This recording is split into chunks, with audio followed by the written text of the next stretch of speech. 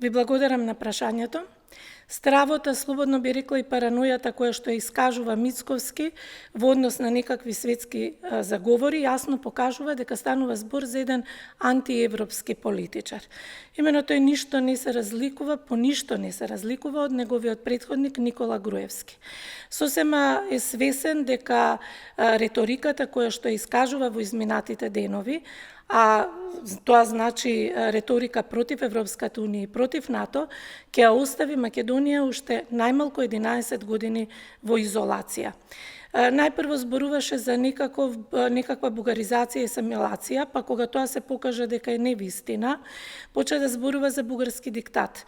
Овие денови ни стана јасно дека не можеме да зборуваме за никаков бугарски диктат, па затоа сега тој ја менува реториката и зборува за некакви притисоци и светски заговори против него и неговата партија.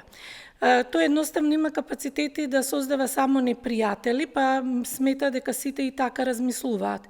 Меѓутоа, тоа укажува само на неговите лични фрустрации, на неговата лична состојба, која што е далеко од реалноста, бидејќи е сосема јасно дека Македонија во овој период има огромна поддршка од меѓународниот фактор, има пријатели како што никогаш досега немала.